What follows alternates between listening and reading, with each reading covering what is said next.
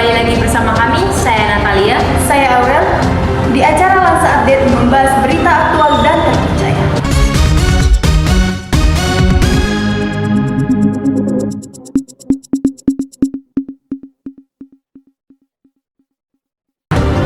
Berita terkini, banjir besar di Bali, puluhan korban dan ribuan mengungsi. Dan pasar Bali banjir besar yang melanda sejumlah wilayah di Bali sejak Selasa malam 9 September 2025 akibat hujan deras dan meluapnya sungai serta drainase yang tidak sanggup menampung air telah menyebabkan dampak luas.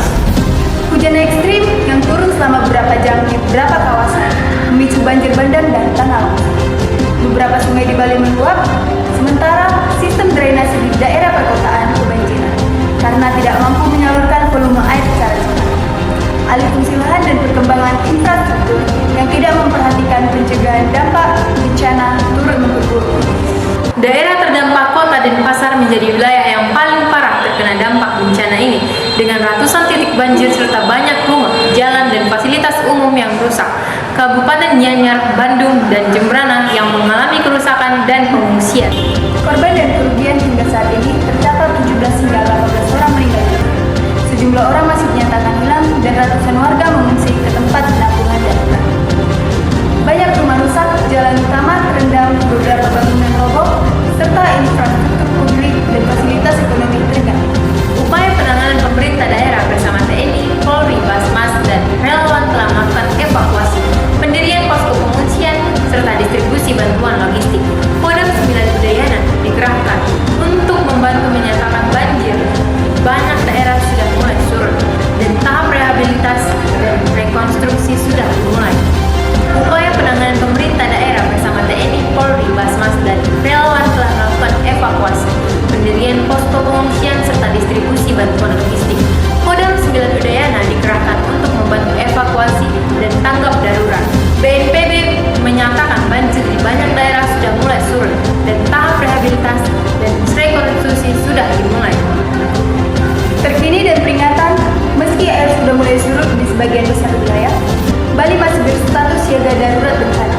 Warga dihimbau tetap waspada terhadap potensi hujan deras dan kemungkinan luapan sungai lagi. Pemerintah menjamin bahwa aktivitas wisata masih berjalan, meskipun beberapa rute masih dipersiapkan.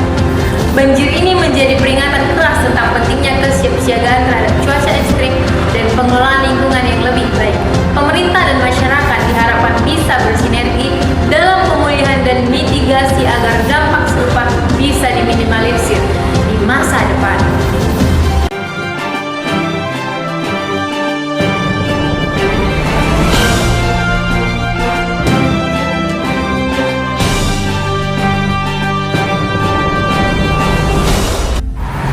Kemudian berita berikutnya yaitu Rahayu Saraswati. Rahayu Saraswati Jojo Hadikusumo, politisi Partai Gerindra sekaligus keponakan Presiden Prabowo Subianto, resmi mengundurkan diri dari jabatannya sebagai anggota DPR RI periode 2024 sampai 2029. Pengumuman pengunduran diri ini disampaikan langsung melalui akun Instagram pribadi Rahayu Saraswati @rahayusaraswati. Dengan ini, saya menyatakan pengunduran diri saya sebagai anggota DPR RI kepada fraksi Partai Gerindra.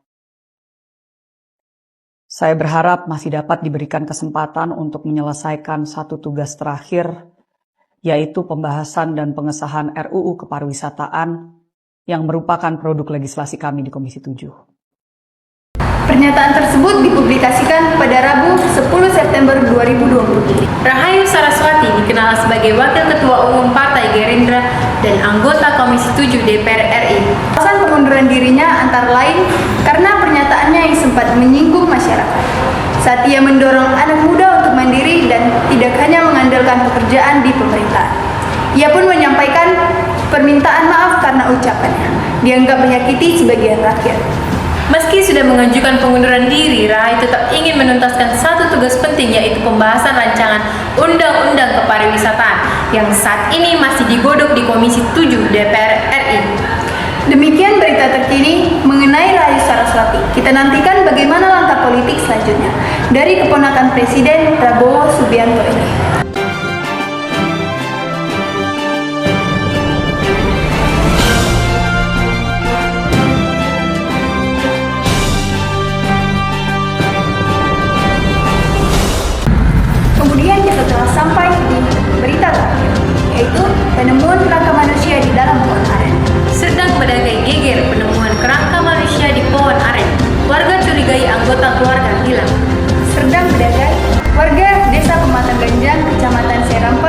Kabupaten Serdang Bedagai, Sumatera Utara digegerkan dengan penemuan kerangka manusia di dalam batang pohon aren yang tumbang pada Selasa 9 September 2025 lalu.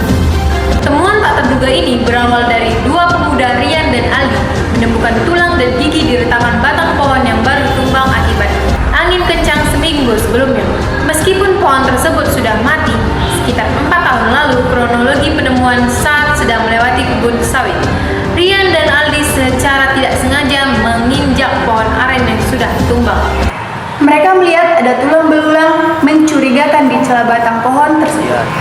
Setelah dibongkar, ternyata isinya adalah kerangka manusia lengkap dengan tengkorak, pakaian, dan sebuah ponsel merek Nokia. Pakaian menjadi petunjuk awal. Benda-benda yang ditemukan bersama kerangka seperti celana panjang hitam, baju biru bertuliskan Justun, dan gelang aluminium menjadi titik terang dalam misteri ini. Menurut salah satu warga yang dekat dengan lokasi penemuan, pakaian dan gelang tersebut mirip dengan milik anak laki-lakinya yang menghilang sekitar 2 tahun lalu. Dugaan identitas dan penyelidikan polisi, pihak kepolisian telah turun ke lokasi untuk melakukan olah TKP. Sejauh ini, polisi memeriksa 8 saksi dari warga sekitar untuk mengumpulkan keterangan. Kerangka tersebut telah dibawa ke Rumah Sakit Bayang